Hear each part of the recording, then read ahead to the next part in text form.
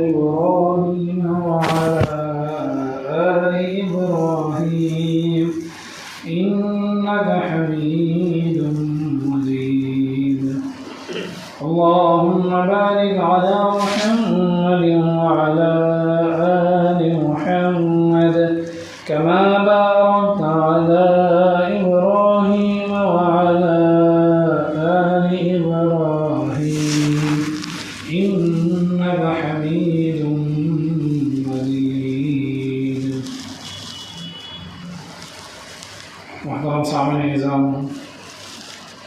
گزشتہ جمعے میں امیر المؤمنین خلیفۃ المسلمین سیدنا عمر بن خطاب رضی اللہ تعالی عنہ کی سوانح اور ان کی زندگی کے تفصیلی واقعات کا ذکر ہوا تھا، تاکہ لوگوں کو ان خلفائے راشدین کے ذریعے سے اور یہ جنتی صحابہ اکرام کے ذریعے سے زندگی گزارنے کا ایک نمونہ مل جائے، زندگی کا راستہ کھلی طرح نظر آ جائے کہ انہوں نے حکومت کی، بادشاہت کی، گورنمنٹ ان کے ہاتھ میں تھی، کس طرح سے انہوں نے اپنے لوگوں کا، اپنی پبلک کا، مسلمانوں کا، حتیٰ کہ یہودی اور کافروں کا بھی انہوں نے خیال کیا تھا، ان کے ساتھ آسانی کی، ان کی سہولیات کا خیال رکھا۔ اسی طرح وہ مسلمان جو کسی نہ کسی طرح الیکشن کے ذریعے سیٹوں پر یا اس لائن میں ہیں، وہ بھی لوگوں کے بھلائی، فلاح و بہبود، لوگوں کی آسانی اور سہولیات کا وہ بھی انتظام کرتے رہے۔ اور آج کی اس جمعے میں حضرت امام حسین رضی اللہ تعالی عنہما کی سوانح کا ذکر ہوگا۔ ویسے محرم کا مہینہ شروع ہو چکا ہے اور محرم کی 10ویں تاریخ بالکل 4 دن باقی ہیں، کل سے 3 دن ہو جائیں گے، 4 دن باقی ہیں 10 محرم کے لیے۔ محرم کی 10 تاریخ کو حضرت امام حسین رضی اللہ تعالی عنہما کو لوگوں نے شہید کر دیا، اور شہید کرنے والے اگر کافر ہوتے یا یہودی یا عیسائی ہوتے تو وہ الگ بات ہوتی، لیکن انہیں شہید کرنے والے خود مسلمان تھے، اور مسلمان بھی کوئی معمولی قسم کے نہیں بلکہ نمازی، دیگر عبادات کے پابند، اس طرح کے مسلمان اس میں شریک ہو گئے۔ کیوں؟ اس لیے کہ حضرت امام حسین رضی اللہ تعالیٰ عنہ کی جو شہادت کی وجہ ہے اس میں خلافت کا اصل ذکر ہے۔ خلافت کہتے ہیں اسلامی حکومت کو۔ گورنمنٹ تو ہر قسم کی گورنمنٹ ہوتی ہے، لیکن اسلامی جو گورنمنٹ ہوتی ہے جس کا اللہ نے قرآن پاک میں ذکر کیا،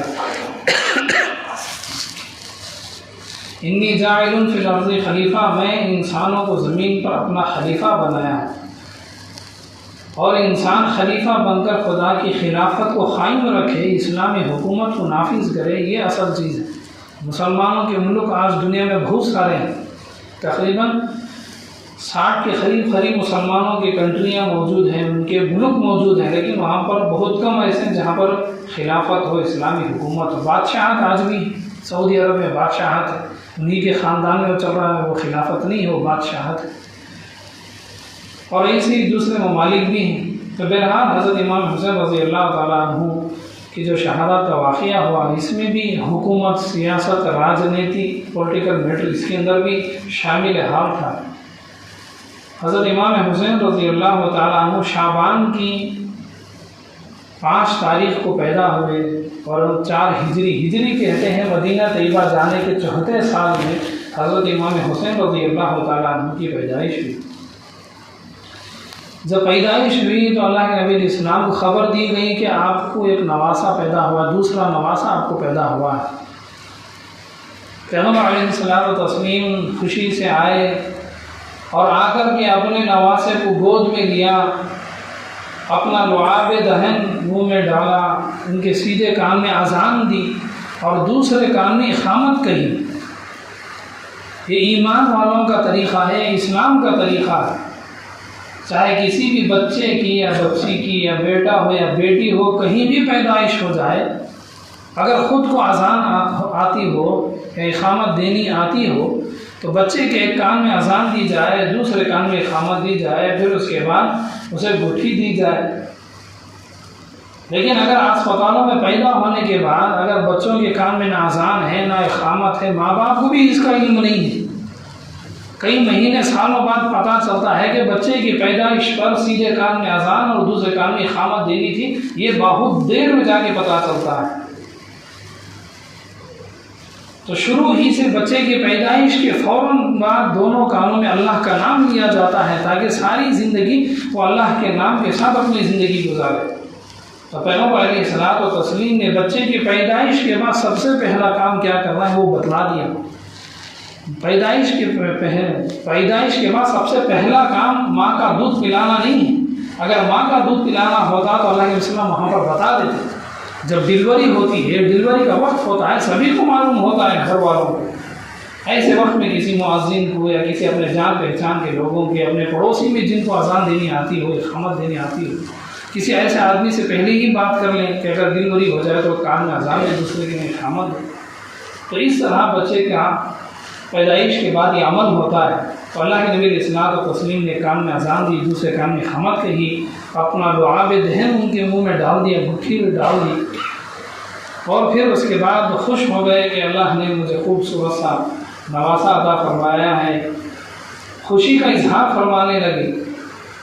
جب 7 دن ہو گئے، 7ویں دن پیغمبر علیہ الصلوۃ والتسلیم نے عقیقہ کیا۔ عقیقے میں 2 مینڈھوں کی قربانی دی گئی، 2 مینڈے ذبح کیے گئے، اور جو دائی تھی، دائی کہتے ہیں جو ڈلیوری کے وقت میں جو عورت وہاں پر تھی، اسے 1 مینڈھے کی ران پوری کی پوری دے دی گئی۔ کیوں؟ اس لیے کہ ڈلیوری کے وقت میں محنت کرتے ہیں، وہاں پر کوشش وغیرہ کرتے ہیں۔ تو اللہ کے نبی علیہ الصلوۃ والتسلیم نے 7ویں دن عقیقہ کیا، اور 7ویں دن حضرت امام حسین رضی اللہ تعالیٰ عنہ کے سر کے بال نکال کے جتنے بالوں کا وزن ہے اس کے بقدر چاندی صدقے میں دی گئی۔ یہ عقیقے کا طریقہ ہوتا ہے۔ صرف یہ نہیں کہ صرف بکرے ذبح کر دیں، اگر طاقت ہو تو اس کی بھی کوشش کریں، جن کے پاس اتنی سہولت نہیں وہ کبھی بھی کر لیں، لیکن جب عقیقہ ہو تو سر کے بال منڈانے کے بعد جتنے بالوں کا وزن ہوتا ہے اس کے بقدر چاندی صدقہ دینا چاہیے، چاندی خیرات میں دینا چاہیے۔ اور پھر اس کے بعد اللہ کے نبی علیہ الصلوۃ والتسلیم نے 7ویں ہی دن حضرت امام حسین رضی اللہ تعالیٰ عنہ کا ختنہ کروا دیا۔ یعنی مطلب یہ ہے کہ بچے کو اگر ختنہ کرانا ہے تو انسان کی پیدائش کے 7ویں دن ہی عقیقہ بھی ہو جائے، ختنہ بھی ہو جائے، اور اس کے سر کے بالوں کے برابر چاندی کی صدقہ خیرات بھی دی دی جائے تو پورا کام اسی بچپن میں ہو جاتا ہے۔ پیغمبر علیہ الصلوۃ والتسلیم نے بچے کی پیدائش کے 7ویں دن سب کچھ کر کے بتلا دیا کہ عقیقے کا طریقہ کیا ہوتا ہے۔ عقیقے کا اصلی جو سنت وقت ہے وہ بچے کی پیدائش سے 7ویں دن، اور پھر 14ویں دن، پھر 21ویں دن۔ جیسے بچے کی پیدائش سے 21 دن ہو گئے، وہاں پر سنت عقیقے کا وقت ختم ہوگا۔ اس کے بعد جب بھی عقیقہ کریں گے وہ نفل ہوگا۔ سنت اور نفل میں اگر فرق معلوم ہو جائے تو بہت اچھی بات ہے۔ سنت میں ثواب زیادہ ہوتا ہے اور نفل میں ثواب تھوڑا سا کم ہوتا ہے۔ تو بہرحال عبادت ہے، عقیقہ ایک نیکی کا کام ہے، ایک صدقہ خیرات کی عبادت ہے۔ پیغمبر علیہ الصلوۃ والتسلیم جب پہلے نواسے پیدا ہوئے حضرت حسن رضی اللہ تعالیٰ عنہ، بچے کو دیکھنے کے لیے وہ اپنی بیٹی کے پاس آئے تو انہوں نے حضرت علی رضی اللہ تعالیٰ عنہ سے سوال کیا۔ حضرت علی ان کے داماد ہیں، ان سے سوال کیا کیا تم نے میرے بچے کا نام رکھا ہے، میرے نواسے کا کوئی نام رکھا؟ انہوں نے کہا میں نے اس کا نام حرب رکھا ہے، حرب۔ اللہ کے نبی صلی اللہ علیہ وسلم نے فرمایا نہیں، اس بچے کا نام حرب نہیں بلکہ اس بچے کا نام حسن ہوگا۔ پھر 1.5 سال بعد حضرت امام حسین کی جب پیدائش ہوئی تبھی اللہ کے نبی صلی اللہ علیہ وسلم وہاں پر جب گئے اپنے نواسے کو دیکھنے کے لیے، گٹھی دینے کے لیے، گٹھی ڈالنے کے لیے، تبھی پوچھا کہ کیا آپ نے اس کا نام رکھا؟ حضرت علی رضی اللہ عنہ نے کہا کہ پھر وہی نام انہوں نے کہا میں نے اس بچے کا نام حرب رکھا ہے۔ اللہ کے نبی صلی اللہ علیہ وسلم نے فرمایا اس بچے کا نام حرب نہیں بلکہ اس کا نام حسین ہے۔ پھر 1.5 سال بعد تیسرے بیٹے کی پیدائش میں حضرت علی رضی اللہ عنہ کو پیغمبر علیہ السلام کو خبر دی گئی، وہ آئے اپنے بچے کو نواسے کو گود میں دینے کے لیے، گٹھی دینے کے لیے۔ انہوں نے سوال کیا اس کا نام کیا ہے؟ حضرت علی رضی اللہ عنہ نے فرمایا کہ اس بچے کا نام حرب ہے۔ پیغمبر علیہ السلام نے فرمایا حرب نہیں بلکہ محسن ہے۔ پہلے نواسے کا نام حضرت حسن، دوسرے نواسے کا نام حضرت حسین، اور تیسرے نواسے کا نام حضرت محسن رضی اللہ عنہ اجمعین۔ پھر آخر میں اللہ کے نبی صلی اللہ علیہ وسلم نے فرمایا ان تینوں نواسوں کا جو نام رکھا گیا ہے وہ حضرت ہارون علیہ السلام کے بیٹوں کے برابر نام رکھا گیا. ان کی بھی 3 بیٹے تھے، شبر، شبیر اور مشبیر کی طرح. ان کا نام بھی حسن، حسین، محسن، اس طرح نام ان کے ساتھ رکھے گئے ہیں. تو بہرحال اللہ کے نبی علیہ الصلوۃ والتسلیم نے تینوں کو ایک نام دیا، تینوں کی پیدائش پر خوشی کا اظہار کیا. ایک مرتبہ حضرت برا رضی اللہ تعالیٰ عنہ فرماتے ہیں اللہ کے نبی علیہ الصلوۃ والتسلیم حضرت حسن اور حسین کو اپنی گود میں لیے ہوئے تھے اور فرمایا اے اللہ میں ان دونوں بچوں سے محبت کرتا ہوں، میں انہیں چاہتا ہوں، میں ان سے محبت کرتا ہوں، اے اللہ تو بھی ان سے محبت فرما.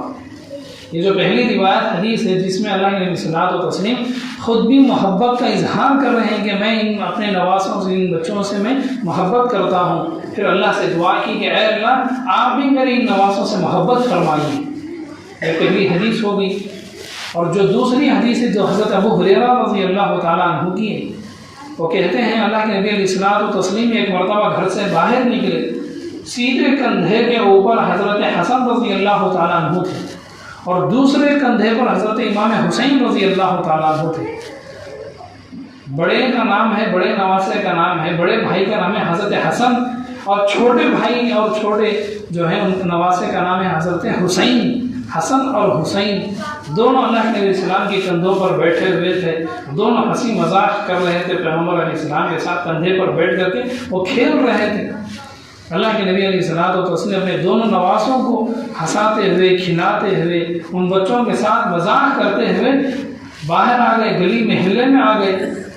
اور وہاں پر جو لوگ موجود ہیں انہوں نے دیکھا اللہ کے نبی صلی اللہ علیہ وسلم اپنے نواسوں کو کندھے پر اٹھائے ہوئے ہیں، پیار کا اظہار کر رہے ہیں بچوں کے ساتھ، ہنسی مذاق کر رہے ہیں بچوں کے ساتھ، خوش دلی کر رہے ہیں، انہیں خوش کر رہے ہیں. اور پھر اس کے بعد حضرت ابو ہریرہ رضی اللہ تعالیٰ عنہ فرماتے ہیں پیغمبر علیہ الصلوۃ والسلام نے اس وقت فرمایا کہ جو انسان ان دونوں سے محبت رکھے گا وہ میرے نبی سے بھی محبت کرے گا، اور جو انسان ان دونوں سے بغض رکھے گا، کینہ رکھے گا، اپنے دل میں بیزاری نفرت کو پالے گا، اس نے نبی سے بھی اس نے نفرت کی. کئی مرتبہ اس طرح کے جو واقعات ہوتے ہیں، کچھ لوگ حضرت حسن یا حسین رضی اللہ عنہما کے سوانح کو پڑھتے ہیں یا سنتے ہیں تو ان کے بارے میں کچھ بیزاری اپنے دلوں میں لے آتے ہیں. اللہ کے نبی علیہ الصلوۃ والتسلیم نے پہلے ہی بتا دیا کہ لوگ ان کے بارے میں دل میں دشمنی نہ رکھیں. سارے کے سارے مسلمان حضرت حسن، حضرت حسین رضی اللہ عنہما سے محبت کریں، جیسے ہم اپنی اولاد سے محبت کرتے ہیں، جیسے ہم اپنی نسل سے محبت کرتے ہیں. کیوں؟ اس لیے کہ وہی ہمارا خون ہے، انہی سے ہماری نسل آگے کود جا رہی ہے. ایسے ہی ہم پیغمبر علیہ الصلوۃ والتسلیم کی جو نسل چلی ہے حضرت حسن، حضرت حسین رضی اللہ عنہما، جیسے ہم اپنے بچوں سے محبت کرتے ہیں ان سے زیادہ محبت ہم ان کے ساتھ کریں. اور ایک حدیث پاک میں موجود ہے جس میں اللہ کے نبی علیہ الصلوۃ والتسلیم نے ارشاد فرمایا ایمان کا ایک حصہ یہ ہے کہ لوگوں کے دلوں میں حضرت حسن اور حسین رضی اللہ عنہما کی محبت پیدا کی جائے. یہ کوئی معمولی لوگ نہیں ہیں. ایک حدیث پاک میں فرمایا سیدہ شباب اہل الجنہ، یہ دونوں جنتی نوجوانوں کے سردار ہیں. شباب کہتے ہیں عربی میں نوجوانوں کو، سید کہتے ہیں سردار کو، ایک لیڈر کو کہتے ہیں. جنت میں جتنے نوجوان ہوں گے سارے نوجوانوں کے یہ سردار ہوں گے. جنت میں کوئی بھی بوڑھا آدمی نہیں جائے گا، کوئی بوڑھی عورت جنت میں نہیں جائے گی. جو بھی بڑھاپے کو پہنچ جائے گا اللہ تعالیٰ پھر سے انہیں جوان بنا دیں گے، تمام ان کے تمام جوانی کی عمر میں آ جائیں گے. پھر اس کے بعد اللہ تعالیٰ انہیں جنت میں بھیجیں گے. کیوں؟ اس لیے کہ جوانی کی عمر کے جو تقاضے ہیں، جو خواہشات ہیں، وہ جنت میں ان کے پورے ہو سکیں. تو سارے نوجوان جنتیوں کے سردار یہ حضرت امام حسن اور حسین رضی اللہ تعالیٰ عنہ ہیں. ان سے محبت کرنا خود ایمان کا ایک حصہ ہے. اب دنیا میں ایسے بھی کچھ لوگ آ گئے ہیں جن کی علم میں انسان سے غلطی ہو جاتی ہے، پڑھنے میں، انسان کی تحقیق کرنے میں. انہوں نے اپنی زبان سے امام حسین رضی اللہ عنہ کے بارے میں وہ حکومت کے لیے چلے گئے، وہ حکومت کی خواہش میں، جیسے لوگ الیکشن میں جیتنے کے لیے چلے جاتے ہیں، الیکشن میں سیٹ لینے کے لیے چلے جاتے ہیں، اس طرح انہوں نے حضرت امام حسین رضی اللہ عنہ کے بارے میں بتا دیا. کسی کی علم میں کمی ہو سکتی ہے، سمجھنے میں غلطی ہو سکتی ہے، اس طرح کی باتوں سے ہمارے دلوں میں کبھی بھی حضرت حسن حسین رضی اللہ عنہما کے بارے میں ذرہ برابر بھی ان کے بارے میں نفرت نہ ہو۔ کیوں؟ اس لیے کہ ہم سے زیادہ انہوں نے نبی کو دیکھا تھا، وہ جانتے تھے کہ خلافت کیا ہوتی ہے، اسلامی حکومت کیا ہوتی ہے۔ حضرت امام حسین رضی اللہ تعالیٰ عنہما نے جب دیکھا کہ خلافت کا جو نظام ہے، خلیفہ انسان بنتا ہے لوگوں کے مشورے سے، تمام لوگوں کے بیعت کے ذریعے سے۔ بیعت ایک قسم کی ووٹنگ ہوتی ہے، جیسے تمام لوگوں کی الیکشن سے پہلے ووٹنگ ہوتی ہے، اس طرح خلافت بھی ایک مسلمانوں کا بادشاہ بننے سے پہلے سب لوگوں سے ووٹنگ لی جاتی ہے، بغیر لوگوں سے بیعت لیے، بغیر لوگوں کے مشورے کی اسی طرح سے بادشاہ بن جانا، خلیفہ بن جانا، اس کی اجازت نہیں۔ تو یہ لوگ مسلمانوں کی اجازت کے بغیر جو حکومت چل رہی تھی، جیسے مثال کے طور پر آج بھی سعودی عرب وغیرہ ہے، وہاں پر انہی کے خاندان میں بادشاہ چل رہی ہے، اس کی اسلامی اجازت نہیں۔ کسی خاندان کے اندر، کسی گھرانے کے اندر اسی طرح سے وہ حکومت چلتے رہنا، اسی طرح سے وہ گورنمنٹ چلتے رہنا، اس کی بالکل بھی اجازت نہیں۔ حکومت چلانے کے لیے، گورنمنٹ چلانے کے لیے اسلامی ملکوں کے اندر لوگوں سے مشورہ لیا جاتا ہے، لوگوں سے بیعت یعنی کہ ووٹنگ لی جاتی ہے۔ تو بغیر اس کے لیے کہ اگر کسی گھر کے اندر حکومت ایسی چلتی رہے، فلاں کے بیٹے، پھر ان کے گھر، ان کے بھائی، اس کی اجازت نہیں۔ تو حضرت امام حسین رضی اللہ تعالیٰ عنہ نے کہا یہ یہود و نصارہ کی عادت ہے، ان کا رواج ہے کہ انہی کے خاندانوں میں بادشاہوں کا خاندان، انہی کا خاندان، ایسا اسلام میں نہیں ہے۔ اسلام میں جو انسان اس چیز کا قابل ہوگا اسے وہ درجہ ملے گا، چاہے وہ جس خاندان سے بھی کیوں نہ ہو۔ بغیر لوگوں کی اجازت کے حکومت کی اجازت نہیں ہے۔ تو حضرت امام حسین رضی اللہ تعالیٰ عنہ جو خلافت کی اصل بنیاد ہے، لوگوں کی مرضی سے، لوگوں کی ووٹنگ کے ذریعے سے حکومت ملنا چاہ رہی ہے، اسے جو ختم کیا گیا، اسے زندہ کرنے کے لیے وہاں پر پہنچے تھے۔ ان کے وہاں پر جانے سے پہلے کوفے میں ایک بہت بڑا خاندان، ایک قبیلہ آباد تھا حضرت عمر رضی اللہ تعالیٰ عنہ کے زمانے سے۔ انہوں نے لیٹر بھیجنا شروع کر دیا کہ آپ آ جائیں، ہم آپ کو اپنا خلیفہ بنائیں گے۔ یہاں پر جتنے لوگ ہیں وہ کوئی بھی لوگ پسند نہیں کرتے ہیں اپنے بادشاہ کو کہ وہ خلیفہ بن کے رہے، سب لوگ آپ ہی کو چاہتے ہیں، اپنا خلیفہ بنانا چاہتے ہیں۔ انہوں نے لیٹر بھیجنا شروع کر دی۔ اب حضرت امام حسین رضی اللہ تعالیٰ عنہ کے پاس اتنی زیادہ لیٹر کوفے سے، بہت سارے علاقوں سے آنے لگے کہ آپ خلافت کو سنبھالیں، آپ ہی اس کے حقدار ہیں، بغیر لوگوں کی مرضی کے ووٹنگ کی یہاں پر گورنمنٹ چل رہی ہے۔ اور وہ چلے گئے کوفے کی طرف سے۔ اس کے بعد دشمنوں نے ان کے ساتھ دھوکہ کیا۔ وہ جو قبیلہ تھا، جس خاندان نے انہیں لیٹر بھیج کر کے بلایا تھا کہ آپ آئیں، ہم آپ کو اپنا بادشاہ بنائیں گے، خلیفہ بنائیں گے، سب لوگ راضی ہیں آپ کو اپنا خلیفہ بنانے کے لیے۔ یہی وہ لوگ تھے جنہوں نے 100 میں 80 حصہ حضرت امام حسین رضی اللہ عنہ کو شہید کرنے کا ذریعہ بنے تھے۔ اب امام حسین رضی اللہ تعالیٰ عنہ کے ساتھ لوگوں نے ظلم کرنا شروع کر دیا۔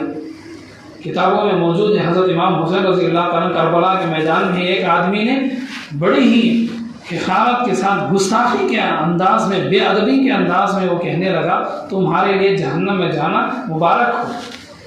حضرت حسین رضی اللہ تعالیٰ عنہ کو بڑا غصہ آیا۔ کسی بھی انسان کو جہنم کی بات کہنا کہ تو جہنم میں چلا جا، چاہے کتنا ہی بڑا گنہگار ہو، کسی کو اجازت نہیں کہ تو جہنم میں چلے جائے۔ حضرت امام حسین رضی اللہ تعالیٰ عنہ کہنے لگے مجھے اللہ کی طرف سے 2 خوشخبریاں ملی، ایک تو میں نبی کے خاندان کا، دوسرا اللہ کی طرف سے میرے پر مہربانی بھی ہوگی۔ پھر اس کے بعد حضرت امام حسین رضی اللہ تعالیٰ عنہ نے اسے بددعا دی کہ اللہ تعالیٰ تیرے ٹکڑے ٹکڑے کر کے تجھے جہنم میں بھیج دے۔ اب جیسی ان کی بددعا لگی، وہ آدمی گھوڑے کے اوپر بیٹھ کر کے حقارت کے ساتھ، گستاخانہ انداز میں، بے ادبی سے اس طرح کے الفاظ وہ کہہ رہا تھا۔ اچانک اللہ کی طرف سے گھوڑا وہ بدکنے لگا، گھوڑا اچھلنے لگا، گھوڑا گھبرا گیا۔ جب جانور گھبرا جاتا ہے تو زور زور سے اچھلنے لگتا ہے، زور زور سے وہ کودنے لگتا ہے، اور زور سے جب گھوڑا بدکنے لگا، اچھلنے، گھبرا کے وہ زور زور سے کودنے لگا۔ جو گھوڑے کے اوپر آدمی بیٹھا ہوا تھا، جس نے امام حسین رضی اللہ عنہ کی بے عزتی کی، لوگوں کے درمیان میں ان کی عزت کم کرنے کی جو الفاظ اس نے استعمال کی، اب وہ گھوڑے کے اوپر سے پھسلا، اور گھوڑے میں جہاں پر پاؤں رکھتے ہیں، جیسے کہ گاڑیوں میں پیٹل ہوتا ہے، اس طرح گھوڑے میں بھی ہوتا ہے، اس کے اندر اس کا پاؤں پھنس گیا اور گھوڑا اس زور سے بھاگنے لگا، بھاگتے بھاگتے وہ آدمی زمین پر گھسٹتا رہا، حتیٰ کہ گھسٹتے گھسٹتے اس کا سر زمین سے الگ ہو گیا، پھر بھی گھوڑا بھاگتا رہا، پھر اس کا کندھے سے ایک ہاتھ الگ ہو گیا، اور بھی گھوڑا بھاگتا رہا، پھر دوسرا ہاتھ کندھے سے الگ ہو گیا، ایسے زور سے گھوڑا بھاگتا رہا، پتھروں سے ٹکراتے ٹکراتے اس کے سینے سے پورے جسم کے سے ٹکڑے ہوئے، آخر میں ایک پاؤں اس کے گھوڑے کے رکاب میں جہاں پر پیٹرول رکھتے ہیں وہاں پر بیلٹ میں لٹکا اس کا پاؤں لگا ہوا تھا۔ یعنی یہ وہ واقعات ہیں جن کے ذریعے سے نبی کے خاندان کے بارے میں زبان کھولنے سے پہلے لوگوں کو سوچنا چاہیے۔ نبی کے گھرانے کے اوپر جس گھر میں نبوت آئی ہو، جس گھر میں حضرت اسماعیل علیہ الصلوۃ والتسلیم کی وراثت ہو، اس خاندان پر انگلی اٹھانے سے پہلے انسان کو احتیاط کرنا چاہیے۔ تو اس نے حضرت امام حسین رضی اللہ تعالیٰ عنہ کا مذاق اڑایا۔ امام حسین نے اسے بددعا دی کہ اللہ تعالیٰ تیرے ٹکڑے ٹکڑے کر دے۔ اسی وقت وہ بددعا قبول ہوئی، اس انسان کا سر، ہاتھ، پاؤں، سینہ، کمر، پاؤں سب کے سب ٹکڑے ہو کر کے الگ الگ ہو کے دور دور جا پڑے اس گھوڑے کی کھینچنے کی وجہ سے۔ تو اس لیے نبی کے جو خاندان ہے، بالخصوص اہل بیت کہتے ہیں حضرت امام حسن، حضرت امام حسین، حضرت علی رضی اللہ تعالیٰ اور ان کی بیوی پیغمبر کی بیٹی حضرت فاطمہ رضی اللہ عنہا، ان چاروں کے بارے میں کبھی بھی یہ اس وقت ہوتا جب علم زیادہ ہو جائے۔ جو لوگ علم زیادہ نہیں جانتے وہ اس طرح کے الفاظ نہیں نکالیں۔ جب انسان کے پاس علم بڑھتا ہے، وہ علم جانتے جانتے اس درجے پہ پہنچ جاتا ہے کہ ان کے بارے میں گستاخی کرنے لگتا ہے۔ ایک آدمی نے حضرت امام حسین رضی اللہ تعالیٰ عنہ جب شہید ہو گئے، ان کی مزار قبر شریف بن گئی، اس کے اوپر اس نے پیشاب اور پاخانہ کرنے کی کوشش کی۔ جب انسان اس حد تک نفرت میں آ جائے، اتنی نفرت آنے سے پہلے انسان کو اپنے آپ کو سنبھالنا چاہیے۔ اسی لیے اللہ کے نبی السلام نے فرمایا کہ جب کسی کا انتقال ہو جائے تو اس کی موت کے بعد اس کی غلطیاں، اس کی برائیاں، اس کے گناہوں کا ذکر نہ کرے۔ جب انسان موت ہو گئی، اب وہ خدا کے حوالے ہو گیا، اگر وہ گنہگار ہے خبر میں سے سزا ملے گی۔ تو اس نے حضرت امام حسین رضی اللہ تعالیٰ عنہ کے قبر کے اوپر اس نے پیشاب پاخانہ کرنے کی کوشش کی۔ اب اس کے بعد کیا ہوا، اس کے گھر کے جتنے لوگ تھے ایک ایک کر کے ایک آدمی دیوانہ ہو گیا۔ ایک آدمی کو ایسی کھجلی شروع ہو گئی کہ کھجاتے ہوئے صرف 2-3 دن میں جہاں جہاں کھجلی وہاں پر چمڑا سفید ہو گیا۔ پورے جسم کے اندر جہاں جہاں اس نے کھجایا تھا وہاں پر سارا جسم الگ دبے کی طرح اجلے سفید داغ آ گئے۔ دیکھنے سے انسان ڈراؤنی نظر آنے لگا۔ جانوروں میں تو یہ رنگ اچھے لگتے ہیں، کہیں سفید کہیں کالا، لیکن انسانوں میں برے لگتے ہیں۔ انسان کے پورے جسم میں، اس کے اولاد کے اندر اس طرح کی بیماری، کچھ اولاد اس کی دیوانی ہو گئی، اور اس کے گھرانے کے کچھ لوگ اس طرح کھجلی کی بیماری اللہ نے ان پر مسلط کر دی، اور کچھ لوگوں کو کوڑ کی بیماری شروع ہو گئی۔ کوڑ کی بیماری جس میں ہاتھ پاؤں کا گوشت سڑ کے جھڑنا شروع ہو جاتا ہے۔ یہ سب نشانیاں تھی کہ اہل بیت کے بارے میں گستاخی نہ کریں۔ یہ سب اسی وقت ہوتا جب علم بڑھنے لگتا ہے۔ علم کا بڑھانا کوئی بڑی بات نہیں ہے۔ علم کے بڑھنے کے ساتھ ساتھ انسان کے اندر ادب بھی آنا چاہیے، انسان کے اندر بڑوں کا خوف و لحاظ بھی ہونا چاہیے۔ حضرت امام حسین رضی اللہ تعالیٰ عنہ کے ساتھ جن لوگوں نے کربلا کے میدان میں ظلم کرنے کی کوشش کی، ان پر حملہ کرنے کی کوشش کی، ان کے گھر کے ان کے بچوں کو لوگوں نے شہید کر دیا، قتل کر دیا، اب ان کی زندگی ایک انسان بھی وہ آسانی کی زندگی اسے نصیب نہیں ہوئی۔ ہر ایک کو کسی نہ کسی طرح موت، بری طرح سے موتیں آتی رہیں۔ ان میں سے ایک آدمی کو اللہ نے ایسی بیماری لگا دی کہ اس کی پیشاب کی جگہ اتنی لمبی ہو گئی جیسا کہ لوگ کپڑے کو لپیٹ کے رکھتے ہیں، بیلٹ کو لپیٹ کے رون بنا کے رکھتے ہیں، اس طرح اللہ نے اسے ایسی بیماری لگا دی کہ لوگوں میں وہ شرمندہ ہو گیا۔ پیشاب کی جگہ پر اللہ نے اسے ایسی بیماری لگا دی، اتنا بڑا بنا دیا کہ وہ ایسے لپیٹ کے رکھ لیتا جیسے کسی کپڑے کا بیلٹ کو لپیٹ کر رکھتے ہیں۔ ایسی لوگوں میں ذلت کی موت، ذلت کی زندگی اللہ نے ان لوگوں پر مسلط کر دی جنہوں نے حضرت امام حسین رضی اللہ عنہ کو میدان کربلا میں انہیں اور ان کے بچوں کو، ان کے خاندان کو شہید کیا تھا۔ اور ایک آدمی کو اللہ تعالیٰ نے ایسی بیماری مسلط کر دی کہ وہ آدمی پانی پیتا، ساری ہانڈی کا پانی پی لیتا، لیکن پھر بھی اس کی پیاس نہیں بجھتی۔ کربلا کے میدان میں حضرت امام حسین رضی اللہ تعالیٰ عنہ پانی پینے لگے۔ جیسے ہی پانی پینے لگے، ایک مسلمان نے دور سے تیر چھوڑا، اور وہ تیر آ کر کے ایک رخسار یعنی ایک جبڑے سے نکل کر، داڑوں کے اوپر سے نکل کر دوسری طرف سے آ گیا۔ اب بتائیں کیا انسان کھا سکتا ہے، پی سکتا ہے؟ خود مسلمانوں نے اس طرح کا ظلم کیا۔ وہاں پر نہ یہودی تھے، نہ عیسائی تھے، نہ کافر تھے، سب کے سب مسلمان وہاں پر موجود تھے، اور مسلمانوں کی گورنمنٹ وہاں پر چل رہی تھی۔ اس وقت امام حسین رضی اللہ تعالیٰ عنہ نے اس کے لیے بد دعا دی، اللہ تعالیٰ تجھے تیری پیاس کبھی بھی نہ بجھائے۔ اب جیسی بد دعا لگی اس آدمی کو پانی کی پیاس شروع ہو گئی، وہ پانی پینے لگا اتنا زیادہ، ہانڈی سے زیادہ اس نے پانی پی لیا، اتنا پی لیا کہ اس کے پیٹ کے اندر کا جو معدہ ہوتا ہے، جو کھانے کی پوٹلی ہوتی ہے، پیٹ کے اندر ہی پھٹ کر اس کی موت ہو گئی۔ تو جن لوگوں نے امام حسین رضی اللہ تعالیٰ عنہ کے ساتھ میدان کربلا کے اندر ان کے خاندان کے ساتھ جس طرح کی بھی وہ حرکتیں کی، ایک ایک کر کے تمام انہوں نے کوئی کسی کو بھی عزت کی موت نصیب نہیں دی۔ اسی لیے حدیث پاک اللہ کے نبی صلی اللہ علیہ وسلم نے فرمایا، لوگوں کو اہل بیت سے محبت کرنا سکھائیں، یہ ایمان کا ایک حصہ ہے۔ جیسے ہم اپنی گھر سے محبت ہوتی ہے، ہمیں اپنے گھر کی عزت کی حفاظت کی فکر ہوتی ہے، ایسے ہی حضرت حسن، حسین، فاطمہ، حضرت علی رضی اللہ عنہ کی ہمیں عزت کی، ان کی محبت ہمارے دلوں کے اندر ہونی چاہیے۔ تو اللہ تبارک و تعالیٰ نے اس طرح انجام لوگوں کے ساتھ کر دیا۔ ابن زیاد جو گورنمنٹ کی طرف سے کمانڈر بن گیا تھا، جو گورنر بھی تھا، سینٹرل گورنمنٹ کا جو گورنر تھا، جس نے امام حسین رضی اللہ تعالیٰ عنہ کے ساتھ جس نے اپنی فوج لے گی، جس نے جنگ شروع کی تھی، اب جیسے ہی حضرت امام حسین رضی اللہ شہید ہو گئے، وہ محل کے اندر جب پہنچا، اب ہر بڑے آدمی کے ساتھ ان کے نوکر بھی ہوتے ہیں، ان کے کام کاج کرنے والے لوگ ہوتے ہیں۔ ابن زیاد جو کمانڈر گورنر بھی تھا، جیسے ہی وہ محل کے اندر داخل ہوا، غیب سے اس کے سامنے کا آگ آ گئی، آگ کا گولا آ گیا۔ اس نے بڑی مشکل سے اپنے چہرے کو اپنے آستین سے، کپڑے کے آستین سے بچا لیا۔ پھر اس کے بعد اپنے نوکر سے پوچھا، کیا تم نے دیکھا کہ یہاں پہ آگ آئی تھی؟ نوکر کہنے لگا، جی حضور، میں نے اپنے آنکھوں سے دیکھا کہ ہمارے سامنے غیب سے آگ کا گولا آ گیا۔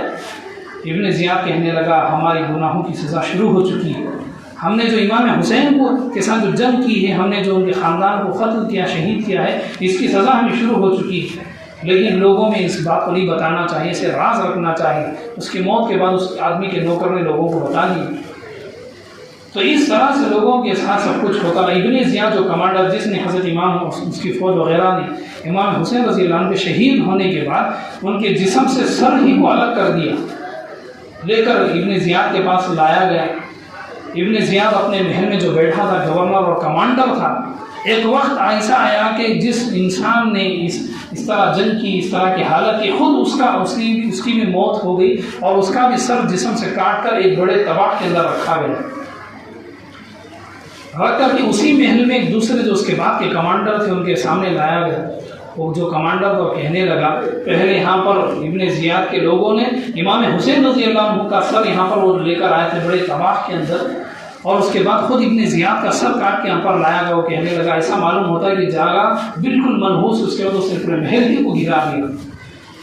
تو میرا کہنے کا مطلب یہ ہے کہ جو انسان ظالم ہوتا ہے، چاہے اسے تھوڑی سی اللہ کی طرف سے مہلت مل جائے، وقت مل جائے، لیکن اللہ کی طرف سے سزا ضرور ملتی ہے۔ امام حسین رضی اللہ عنہ کے جتنے بھی وہ جنگ کرنے والے تھے، سب کے سب مسلمان تھے۔ ایک تو سینٹرل گورنمنٹ کی طرف سے ابن زیاد آ گیا تھا، کمانڈر گورنر تھا، وہ کمانڈر تھا جو سینٹرل گورنمنٹ کی طرف سے آیا تھا جنگ لڑنے کے لیے۔ اور جو وہاں پہ کوفے کے جو لوگ تھے، کوفی تھے، اصل میں قبیلہ بنو تمیم تھا، جن کو عمر فاروق رضی اللہ تعالیٰ عنہ نے اپنے زمانے میں آبادی سے باہر بارڈر پہ چھوڑ دیا تھا، جن کا کام صرف لڑنا، لڑائی جھگڑے کرنا، دوسروں کے ساتھ جا کے الجھنا۔ بعد میں پہلے زمانے میں جنگیں ہوتی، جنگ میں جیتنے کے بعد وہ پورا ملک اپنا ہو جاتا، وہ پورا علاقہ اپنی زمین ہو جاتی۔ اس طرح وہ فتوحات بڑھتی گئی، جو سرحد بارڈر کا علاقہ تھا وہ بالکل سینٹر ہو گیا۔ کوفہ، وہاں کے جو مسلمان تھے، انہی نے خط لکھا تھا بنو تمیم کے لوگوں نے حضرت امام حسین رضی اللہ عنہ کو، آپ کوفہ آ جائیں مدینے سے، ہم آپ کو خلیفہ بنائیں گے۔ یہاں کی جو گورنمنٹ میں جو ہمارا بادشاہ ہے، بغیر ووٹنگ کے اس نے بادشاہ کی سیٹ پہ برمن جوان ہے، یہ جانشین بن چکا ہے، سارے مسلمان آپ سے راضی ہیں، سب لوگ آپ کے ساتھ بیعت کرنے کو تیار ہیں، خلافت آپ سنبھالیں۔